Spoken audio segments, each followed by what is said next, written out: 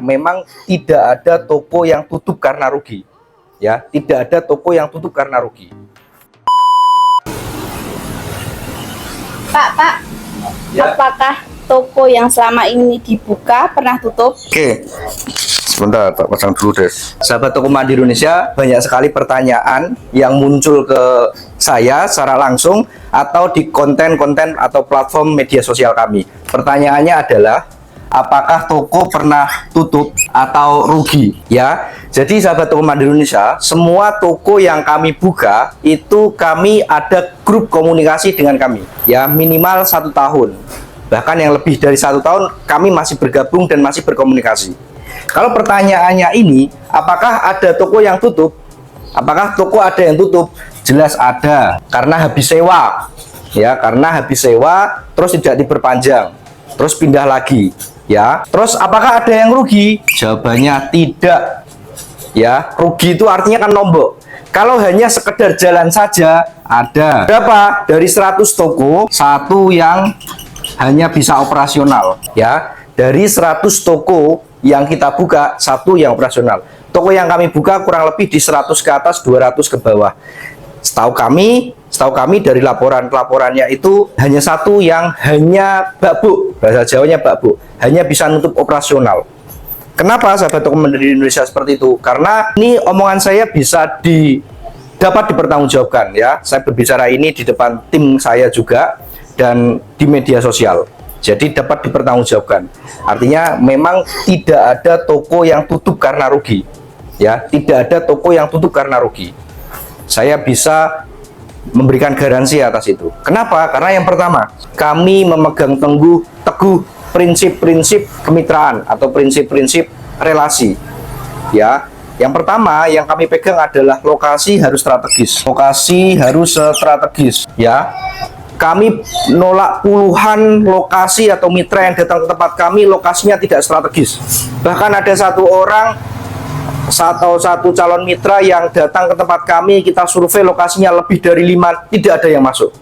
Semua lokasi yang kita buka itu saya masih berperan untuk melihat langsung di Google Maps, minimal di Google Maps, atau kami juga sudah sering sharing bagaimana ngecek lokasi yang bagus. Jadi kami banyak sekali menolak lokasi yang tidak masuk, begitu ya. Mas, saya punya modal, saya punya ini, tapi lokasinya tidak disarankan Pak. Kami menyarankan untuk mencari lokasi lain, atau Sherlock saja dulu ke tempat kami sebelum dibeli atau sebelum disewa, nanti kami berikan penilaian. Beneran, kami banyak sekali memberikan penolakan atau tidak menyarankan kepada mitra yang lokasinya kurang strategis. Banyak sekali yang menghubungi admin kami atau ketika kami survei. Ya, Mas, ini dipaksakan begini, bisa nggak begini? Pak, ini lokasinya nggak baik. Tapi nggak ngerti ya, nanti 1 tahun lagi, 2 tahun lagi. Mas, tapi saya sabar mengelolanya. Saya sabar. Pak, sabar itu butuh biaya. Dalam usaha itu, sabar itu butuh biaya. Mau sabar berapa bulan? 10 bulan. 10 bulan nanggung biaya. Biaya operasional, biaya listrik, biaya gaji pegawai, pajak, dan lain-lain. Ya, sabar dalam bisnis itu butuh biaya. Makanya ketika lokasinya tidak strategis, tidak kami sarankan. Ketika kami sarankan, nanti ada beban moral.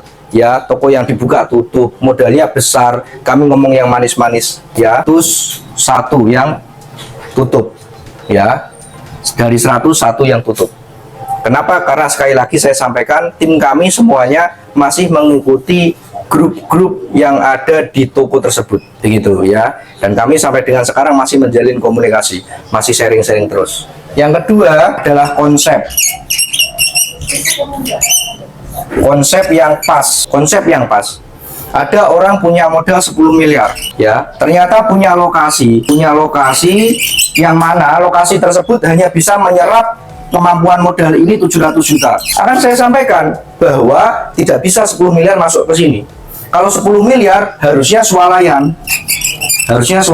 Kalau 700 juta minimarket. Kenapa? Karena pasarnya pasar minimarket. Ketika disarankan 10 miliar masuk, eman-eman modalnya. Ketika 10 miliar masuk, yang harusnya 700 juta, operasionalnya kan jadi bisa 10 kali lipat. Yang misalkan kita operasional 20 juta, karena 10 kali lipat jadi 200 juta per bulan. Karena segini masuk.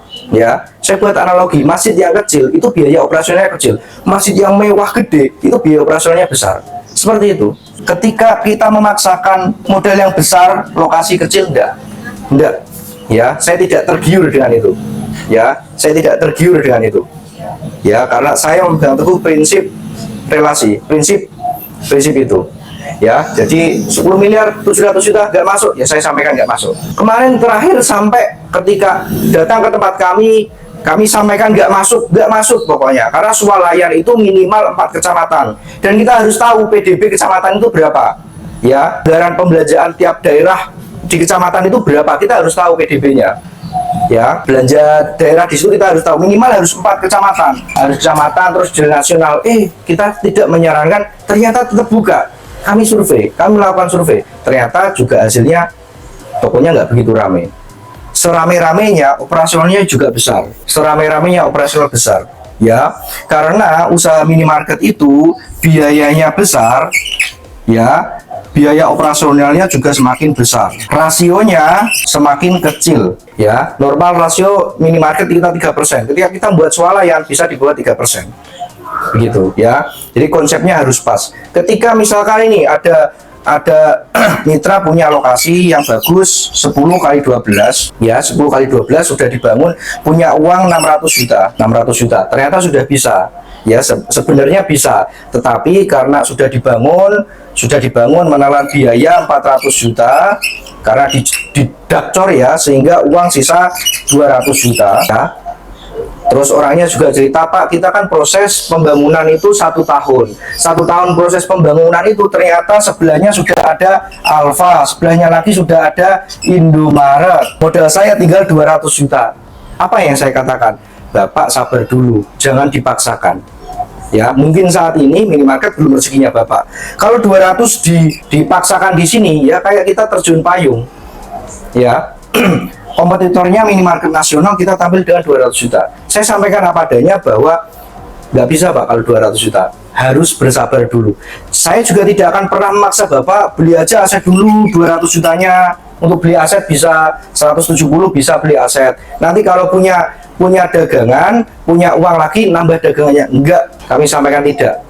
Sabar dulu Bapak. Kenapa? Kalau kami ngomong beli asetnya dulu, ya, nanti akan tergesa-gesa kesannya dan akan berpotensi untuk ngisi dagangan ini dengan hutang, ya. Saya sampaikan apa deh, kenapa? Karena pengusaha baru di bidang ini sudah mau ngutang, ya. Kalau buka cabang nggak masalah karena harus ngerti hitung-hitungannya, begitu. Datang ke tempat kami, saya sampaikan seperti itu, Bapak sabar dulu supaya nanti modalnya terkumpul baru Bapak bisa buka, ya, begitu. Terus yang ketiga ini tidak kalah penting. Yang ketiga adalah bermedia ini harus hati-hati, atau bersosial harus hati-hati. Apa yang saya sampaikan harus hati-hati. Kenapa? Kalau salah tangkap bahaya. Ya, sahabat Toko Mandiri Indonesia, untuk memastikan apa yang saya sampaikan saya jaga adalah sahabat Toko Mandiri Indonesia bisa lihat logaritma atau postingan-postingan kami di Toko Mandiri Indonesia. Ketika postingan kami sudah mulai naik, viewersnya di atas 10k, 20k, kami pasti akan jarang nggak ngepost, ya, supaya tidak terlalu banyak orang juga nanti yang masuk ke dalam konten kami. Ketika naik 40k, 30k, saya sengaja stop. Tapi ketika penontonnya di bawah 10k, kami akan share terus.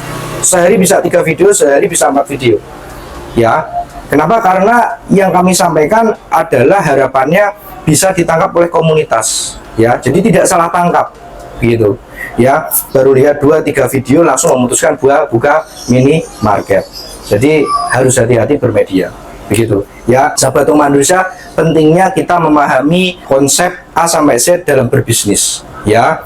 Paling tidak itu kita paham dulu. Kalau sudah putuskan, hajar habis-habisan, totalitas di situ. Yang penting tadi lokasinya harus strategis, ya. Kenapa kok kami itu tips kami adalah lokasi harus strategis, ya. Apapun dan berapapun modalnya, ketika lokasinya nggak strategis kami tolak pasti. Tidak ada opsi lain, pasti kami sampaikan tidak disarankan. Kami yang ngomong begitu, tidak disarankan.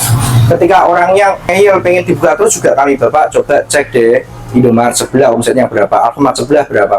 Oh iya Mas, ternyata Indomaret di sini katanya tokonya siaga, gitu. Alfamart di sini juga katanya tokonya siaga, makanya kami tidak salah, gitu. Terus konsep juga, ya, konsep juga jangan salah. Ada juga yang toko ukuran 7x8, kita buatkan anggaran 275 juta. Ya, 275 juta. Mas, ini jujur saja, saya punya uang 220 juta. Ya, kami coba reka ulang, mengurangi jumlah raknya. Ya, terus ini tokonya di desa 220 juta masih bisa kita gas. Dan alhamdulillah juga hasilnya bagus. Ya, alhamdulillah tokonya juga hasilnya bagus. Tokonya usianya sudah 2 tahun, berada di Kudus, di desa, dan hasilnya juga bagus. Ya, kami kurangi spek neon boxnya. Ya, yang biasanya pakai akrilik, pakai apa namanya backlight begitu, jadi kami kurangin sehingga bisa di 220 juta. Ya, dan yang terakhir tadi adalah bermedia, jadi harus hati-hati apa yang kita sampaikan, jangan sampai hanya gara-gara mengejar viral, mengejar popularitas, jadi yang disampaikan jadi tidak dapat dipertanggungjawabkan. Mudah-mudahan apa yang saya sampaikan ini bisa menjadi manfaat. Terima kasih. Assalamualaikum warahmatullahi wabarakatuh.